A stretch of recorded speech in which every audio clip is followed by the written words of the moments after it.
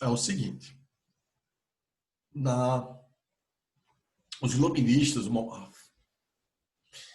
que ódio. Pronto.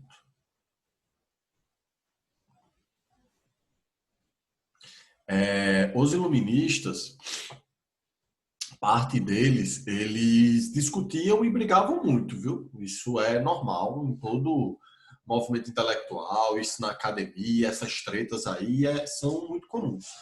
E o Jean-Jacques Rousseau, esse francês, ele vai numa contraposição completa à maioria dos iluministas, certo? Ele é, digamos assim, um patinho feio, ele vai ser o cara completamente outsider dentro das características do movimento iluminista, porque ele justamente acreditava que essa ideia que o iluminismo vai pregar de marcha do progresso, de progresso infinito, ou do progresso como uma linha do tempo subindo do pior para o melhor, né?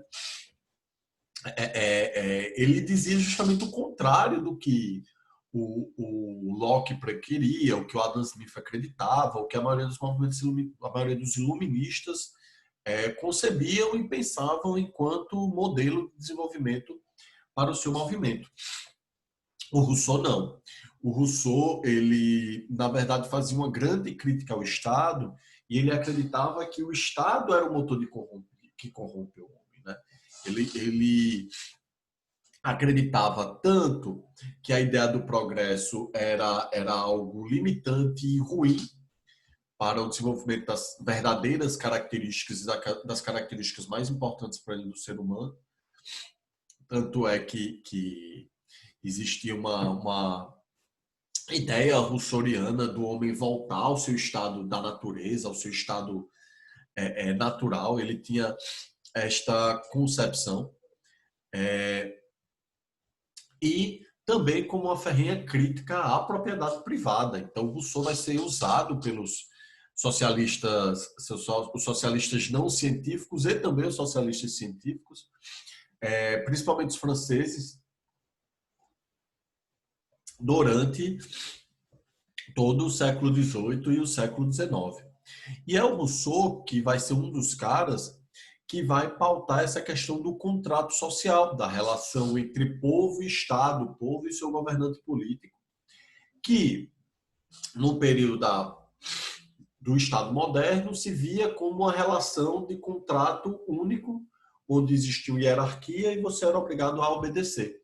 O Rousseau não. O Rousseau vai, junto com outros iluministas, vai pregar que o povo é soberano nas suas tomadas de decisão e logicamente, para que ocorresse um processo político mais horizontal, onde a população fosse realmente representada pelo Estado, né? Já que o Estado é o local onde os desejos e os anseios da coletividade são postos para que se resolvam. Essa soberania vai naturalmente se casar tanto com a parte do voto quanto da parte da liberdade individual, né? De que todo mundo nasce livre e igual. E o Rousseau vai influenciar todos os iluministas a partir dessa perspectiva, ok? A gente também tem os famosos enciclopedistas, que é o Diderot e o D'Alembert, que eles tinham a ideia, né, de que a razão e o conhecimento é a luz que tem que guiar os desígnios e as tomadas de decisão da humanidade. Então, a ideia da criação da enciclopédia, ela vai justamente passar pela concepção de que as pessoas precisam de um instrumento, uma ferramenta, para conseguir se libertar, para conseguir sair da obscurantar. Não vou conseguir falar essa palavra para vocês. Do obscurantismo em que grande parte da população estava presa. Então, a concepção e a ideia da construção da enciclopédia era justamente de ser algo que pudesse trazer informação, trazer conhecimento, esclarecimento à população. E muitos iluministas vão participar da criação dessa enciclopédia, né? Ela tinha uma função de ter vários e vários verbetes, como a gente tem hoje, né? Uma enciclopédia como se fosse um dicionário de conceitos, onde você vai lá para dirimir suas dúvidas, como vocês fazem com a Wikipédia hoje, né? Uma diferença da enciclopédia e da Wikipédia, dessa enciclopédia e da Wikipédia, logicamente, é que o trabalho da Wikipédia ele é muito mais coletivo, ele é maior e também passíveis de correções e de erros. Vocês sabem que a todo momento os verbetes e as coisas da Wikipédia podem mudar. Essa ideia de levar esclarecimento e tudo mais para a população vai ser altamente combatida pelo antigo regime, né? Os caras vão querer queimar a enciclopédia, ela vai virar um livro proibido e a sua divulgação vai ocorrer de maneira extremamente clandestina, ok? A gente vai ter o Adam Smith, que eu vou passar mais rápido, porque em sala de aula foi o cara que eu mais foquei com vocês, e aí eu acho que você já, né, até pela formação da nossa sociedade hoje, o sistema econômico que a gente vive faz com que o liberalismo econômico do Adam Smith seja mais fácil e conhecido para vocês, certo? E o Adam Smith, ele vai ser, neste livro, né, A Riqueza das Nações, ele vai destrinchar o funcionamento do modelo capitalista e de como a organização e a aliança entre capital e trabalho vai construir a produção e a riqueza daquele país, né? Então, a ideia do liberalismo econômico do Smith, ele vai ser muito bem casado com o modelo, né, de construção que a gente vai ter agora. O modelo de construção do Estado que a gente vai ter agora, que a gente chama de Estado-nação, que a gente já discutiu e eu falei para vocês aí, já fiz tantas e tantas diferenciações, certo? Então, o Adam Smith, ele vai acreditar que o mercado, ele é uma entidade, ok? Ou um ente que tem a capacidade de gerenciar o desenvolvimento das forças produtivas do homem, certo? Que o mercado é uma entidade onde o homem se posiciona para desenvolver suas ferramentas, melhorar suas condições de vida, tudo mais, etc, etc, etc. Ele acreditava também que dentro do funcionamento do sistema econômico havia, certo? O que esses economistas e os liberais clássicos acreditavam, chamavam de leis naturais da economia. Vai ser criticado, logicamente, né? A gente sabe que de natural não existe nada. Tudo que é construído pelo homem é um processo cognitivo, intelectual, que só está na cabeça da gente, não existe no mundo, certo? Você vai perguntar o que é economia para um animal, logicamente ele não vai saber. Então, dizer que existem leis naturais na economia, hoje a gente já sabe que não, né? Que essas leis são construídas por homens dentro dos contextos históricos em que eles estão vivenciando, certo? E nada, absolutamente nada, do ponto de vista histórico, pessoas, é natural e vai viver para sempre, certo? Tudo que é humano, tudo que é sólido, se desmancha no ar em algum momento da vida. Do mesmo jeito que os sistemas econômicos, do mesmo jeito que os impérios, do mesmo jeito que o Estado, do mesmo jeito que milhares e milhares de religiões que o homem já criou e já desapareceram, do mesmo jeito é a economia, ok? Então, o Adam Smith acreditava que existiam essas leis naturais de funcionamento da economia e que eram estas leis que iriam regular automaticamente a economia e o mercado para que sempre houvesse um desenvolvimento econômico e que a população sempre tivesse melhores condições de vida a partir daí, certo? Essa era a concepção do liberalismo clássico do Adam Smith, do Thomas Malthus, do David Ricardo, do Stuart Mill E esses 4 autores aí, pessoal, são os chamados autores do liberalismo clássico, ok? Saibam separar liberalismo clássico do neoliberalismo que vai acontecer a partir de 1970 aqui no planeta Terra, certo? A gente vai ter os liberais clássicos e os neoliberais. São posições parecidas, mas têm as suas diferenças e as suas concepções. Inclusive, um dos grandes debates em que há sobre a renda clássica, a renda básica universal, certo? Vocês já ouviram falar dessa renda básica universal? Alguém aqui já ouviu falar da renda básica universal? Ou ninguém nunca ouviu falar dessa renda básica universal ou do debate da renda básica universal?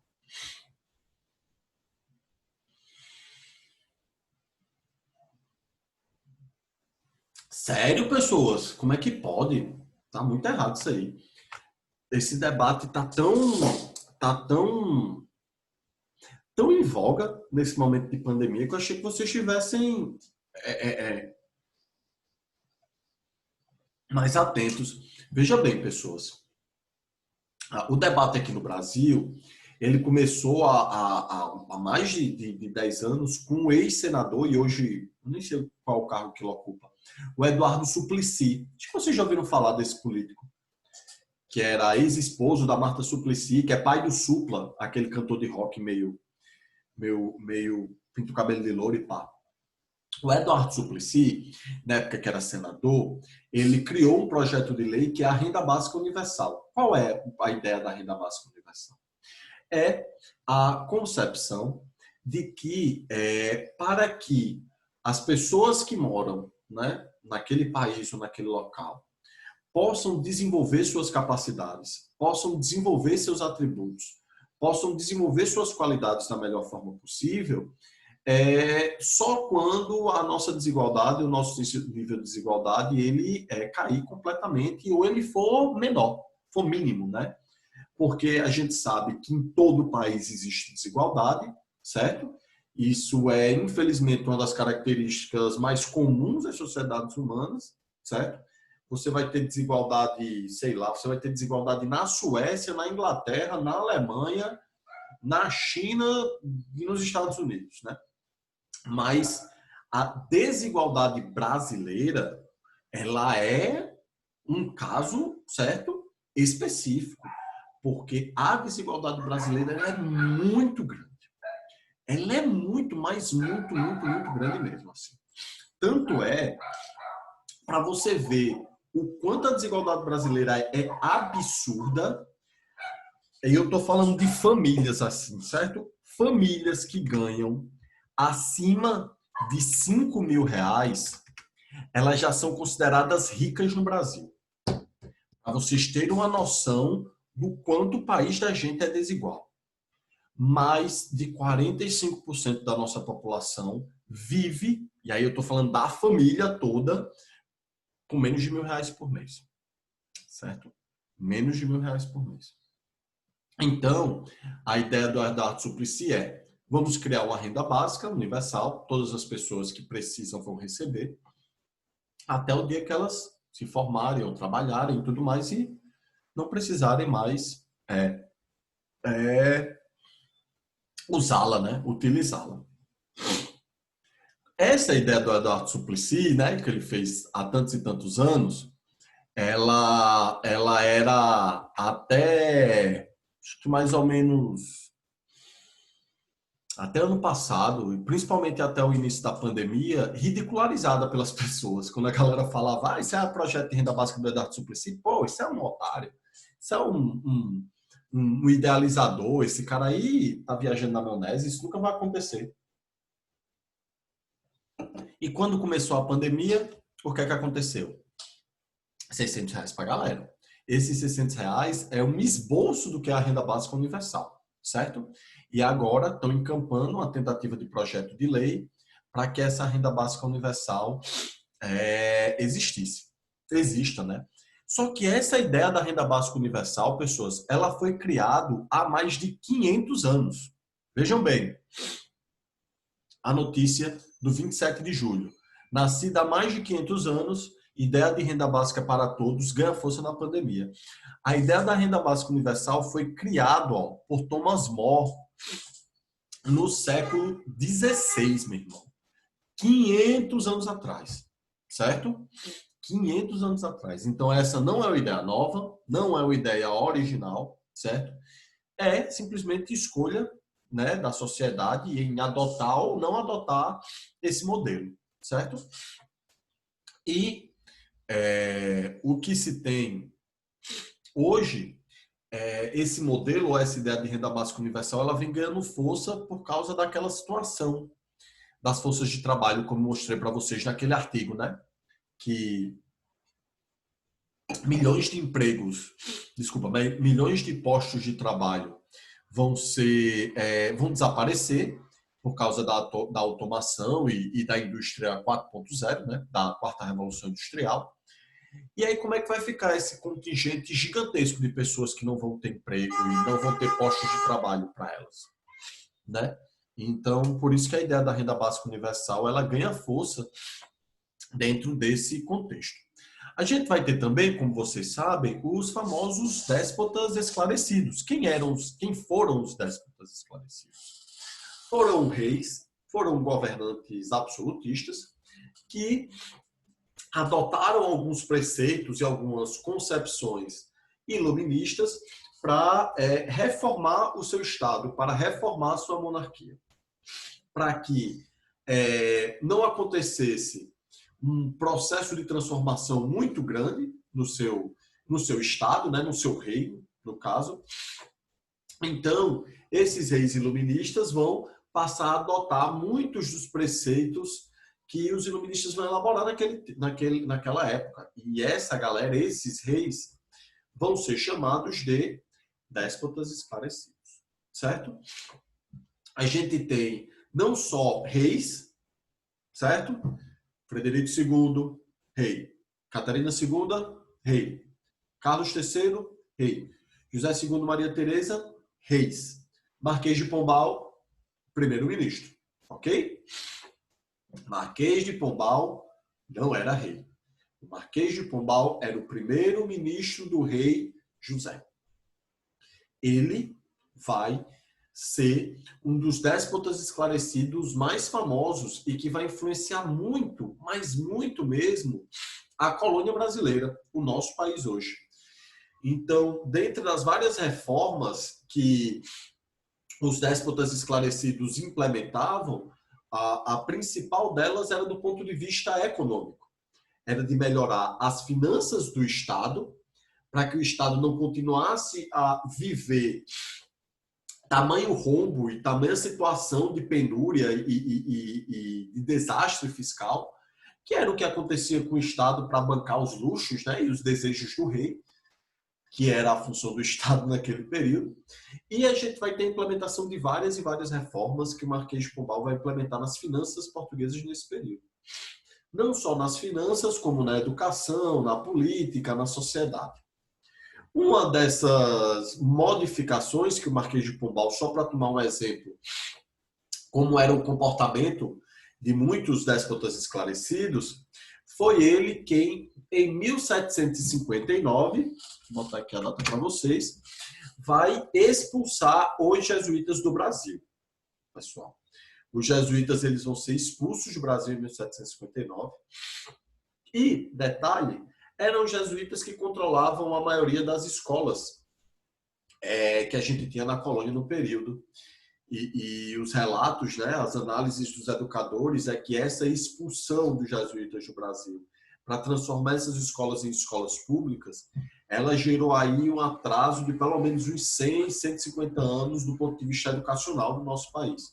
Que a gente tinha uma estrutura educacional que foi criada, né, na colônia, no início da colônia, que era, né, como todo mundo sabe, dentro do contexto histórico do período, completamente diferente da ideia de educação que a gente tem hoje, mas que funcionava. O Brasil já era proibido de possuir universidades, né? A coroa portuguesa não permitia com que a colônia brasileira tivesse universidades, diferente das colônias espanholas, que possuíam universidades e centros de conhecimento. E com a expulsão dos jesuítas do país, esse fosso educacional, essa distância educacional vai ficar ainda maior. Beleza? Então, esses são os déspotas. O que eu quero mostrar para vocês, pessoal, é o último iluminista, ok? Que, para a gente terminar o nosso assunto, que é esse cara aqui, ó. Não sei se vocês já ouviram falar, não sei se vocês já leram, que é o Immanuel Kant, certo? Ele vai ser um filósofo alemão do século XVIII. O Immanuel Kant ele vai escrever muita coisa a partir do que ele chama de metafísica, certo? E o Kant ele vai criar todo um sistema político e um sistema de adoção das ideias que vai ser muito usado, mas vai ser muito usado por todo mundo que vai ser influenciado pelo iluminismo, certo? Eu comprei esse livro em 2005. Olha só, eu tinha 17 anos e eu fui tentar ler esse bicho e eu não entendi porra nenhuma, porque ele é muito difícil de se entender na idade. Pelo menos quando eu tinha 17 anos, eu era burrinho, né? E aí eu não entendi muita coisa de Kant. Eu fui reler mesmo assim no terceiro período da universidade, que é quando os caras começaram lá na universidade. Vocês sabem que essas discussões ficam mais profundas e a pessoa foi ler. E Kant, velho, é um autor maravilhoso. O que ele tem difícil de se ler, ele tem de pesado e de profundo, certo? O Kant, ele parte do pressuposto da razão.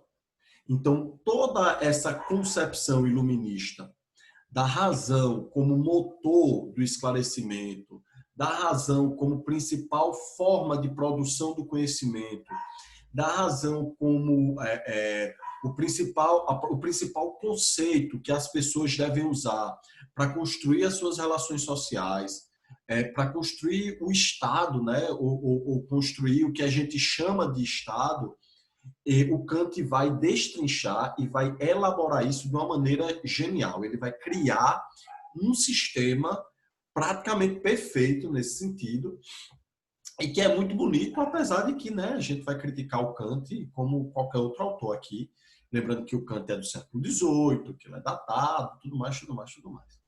Na introdução do Crítica da Razão Pura, né, que ele vai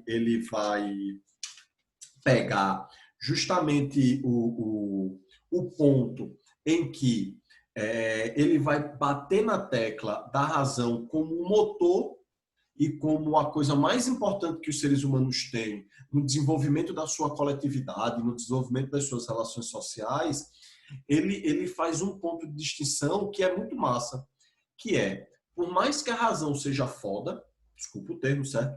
Por mais que a razão seja algo brilhante e magnífico, e por mais que a razão impulsione a gente a conhecer, a descobrir, a mover o mundo, a transformar o mundo, ela é limitada, certo? Existe uma espécie de barreira onde o conhecimento ele não vai ultrapassar. A gente sabe que é impossível para nós termos a capacidade de absorver todo o conhecimento desse mundão, né? O nosso conhecimento é extremamente provisório e limitado.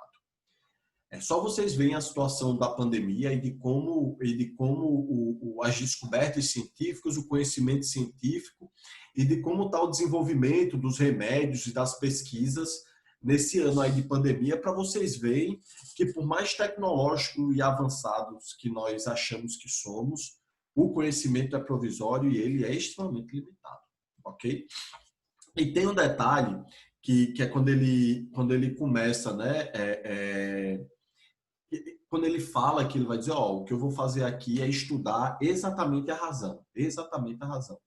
Aí quando ele diz, deixa eu mostrar aqui para vocês, eu não quero ler porque é chato, mas ele fala mais ou menos assim: Por certo, não dei àquelas questões as respostas que o exaltado desejo dogmático de saber desejaria esperar.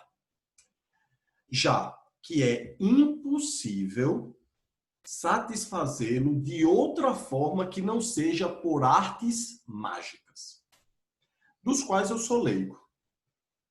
Também não residia aí o objeto do destino natural da nossa razão, o rumo da filosofia, né? E aí a gente pode trocar filosofia aqui hoje por ciência, certo? Vai ter essa ideia. O rumo da filosofia era destruir a ilusão proveniente de um mal entendido, mesmo arriscando destruir uma história apreciada e sobremaneira benquista.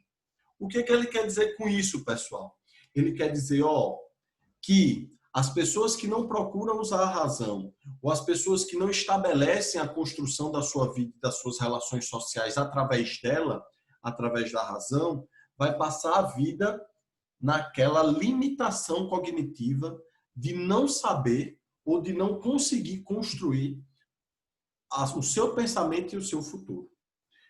Isso é único e isso é inédito no pensamento moderno, certo? O Kant vai ser o primeiro cara a botar a razão como mola central do desenvolvimento da sociedade, certo? É isso que vai criar toda essa... É isso que vai criar toda essa lógica do desenvolvimento que o movimento iluminista e que a modernidade, certo? Que o movimento moderno vai desenvolver. Dentro dessa metafísica de Kant, dentro desse conjunto que ele vai construir, ok? Que está nesse livrinho aqui, Crítica da Razão Pura, mas tem outros livros, ele tem acho que é da Metafísica dos Costumes, ele tem outras obras que ele vai desenvolver a concepção teórica dele.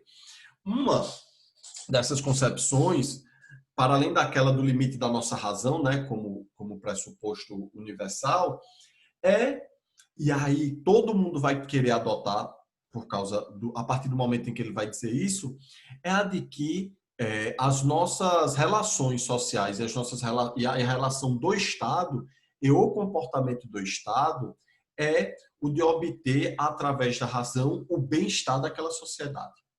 De que as pessoas irão, ao longo, certo, do tempo, construir relações através da razão tão boas, e a razão é uma coisa tão massa para eles, que vai chegar um momento que a gente vai chegar numa sociedade perfeita. Que a gente vai ter um desenvolvimento do progresso em que lá em cima a gente vai chegar em um momento em que todas as pessoas vão utilizar a razão, que todas as pessoas vão ser, digamos assim, vão ser guiadas e vão tomar suas decisões através dessa razão e tudo mais, e que a busca da razão e que a busca da libertação das pessoas vai ser sempre o bem comum, certo? Ou o bem-estar social. É aí, certo? É aí que eu quero chegar para a gente finalizar. No último conceito que eu quero que vocês tentem entender de Kant, caso vocês ainda tenham dúvida, ele é um autor difícil, logicamente, vocês podem me perguntar, é a questão da ética política. Por quê? O Kant, ele vai pensar o Estado, certo? E dentro desse pensamento do Estado, um dos pontos que o Kant vai fixar e vai destrinchar e vai escrever sobre vai ser as leis, certo? Vai ser as leis. Para vocês, se Arnob escreveu, eu vou ficar feliz, mas eu quero que todo mundo participe, certo, pessoas? A função da lei, a ideia da lei, qual é ela? Para que vai servir a lei? Qual a ideia de quando a galera cria a lei nessa modernidade? Ou no nosso estado hoje? Regras. Bom, Pablo, regras. Para que essas regras?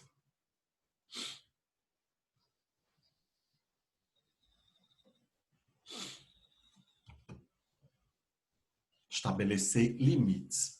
É exatamente aí que a ética kantiana chega.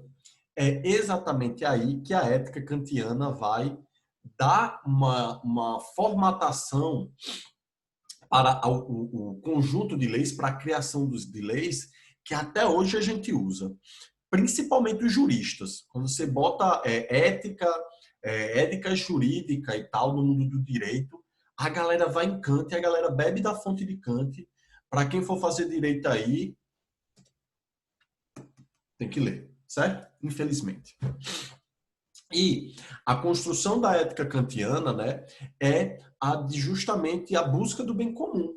Então, a lei e a elaboração de uma lei que, no seu fundo, né, quando você estabelece uma lei, é limitar a capacidade de ação das pessoas, né, para que haja uma harmonia social, né, é justamente o fator ético. É aí que o Kant vai entrar. A lei só pode ser lei se ela for uma lei ética, se ela pensar na coletividade como um todo, se ela garantir, logicamente, que esta lei ela seja possível de ser cumprida, certo? Que ela seja, para além disso, que ela seja, eu vou botar boas, porque eu não tenho um termo melhor, boas para a coletividade, certo? E que as pessoas irão respeitar estas leis, estas regras criadas a partir do imperativo categórico da ética, certo? De que eu, e aí muitos e muitos iluministas também vão falar, né? E a gente vive hoje baseado nesse pressuposto de que o limite da lei ou o limite da minha ação é o ferimento ou que vou fazer mal ao outro. Isso para a gente é tão comum, tão normal de se pensar, né? A gente já pensa a lei naturalmente dessa forma, né? A gente vai conceber a lei sempre dentro desse limite, ó. Eu vou ter a liberdade de fazer o que eu quiser, a não ser, né, naqueles casos previstos em lei, né? Ou seja, eu tenho toda a liberdade de eu agir, falar e tudo mais, da forma com que eu quiser, da forma com que eu imaginar, desde que eu respeite esse limite ético, desde que eu respeite esta limitação da lei. E a lei é criada justamente com essa concepção e com esse objetivo de melhorar as relações sociais, de melhorar a relação entre as pessoas, impondo essa ética para toda a coletividade. É a partir do Kant, certo? Tanto é que eu queria mostrar para vocês, e aí existe um detalhe muito importante que todos vocês já sabem, né? Mas que é muito importante para a gente conceber os lugares de fala dos autores. Porque muitas vezes a gente acha que os autores constroem os textos e eles estão fora do mundo, né? É como se eles não estivessem vivenciando a experiência cotidiana da vida deles, não estivessem se relacionando com as pessoas, não estivesse vendo como a sociedade funciona e não escrevesse a partir dali, né? E não, todos os autores escrevem a partir desse local. Tanto é que o Kant vai dedicar o seu livro a um governante da Prússia. Não sei se vocês estão conseguindo ver. Meu Deus. Olha quando ele fala, ó. A Sua Excelência, Ministro do Estado do Rei, Barão de Zedelitz. Tá vendo? Esse Barão dos Zedelitz, ele era primeiro-ministro da Prússia, certo? Lembrem que a Alemanha ainda não existia em 1781, ok? Que é o ano de publicação desse livro. Depois ela vai ter outra versão, uma versão aprimorada pelo Kant, em 1787. E a Alemanha só vai existir enquanto país, todos vocês sabem, em 1871, certo? Então a gente ainda estava no Sacro Império Romano Germânico. Sacro Império. Meu Deus, Sacro Império Romano Germânico. Escrevi em letra minúscula. Enfim. E aí o Kant vai justamente escrever para esse barão, né, para esse primeiro-ministro, que era o cara que estava naquele período pensando e estabelecendo um novo conjunto de leis e de regras na Prússia. Eles estavam reformando o Estado, pensando nessa reforma do Estado, e o Kant vai influenciar muito os prussianos e os alemães na transformação, né? Na construção dessas leis e de tudo que não só a Alemanha, mas os outros países vão estar adotando. Tanto é que até hoje o pressuposto básico, inclusive no Brasil, de construção de uma lei é o respeito e a limitação da questão da ética, certo? Alguma dúvida, pessoas, sobre os iluministas? Tá de boa? Alguém tem algo que queira falar? Tem algum iluminista que eu queira falar mais? Sentindo falta de algum? Vocês sabem que são muitos e nosso tempo é limitado. Tá de boa de verdade?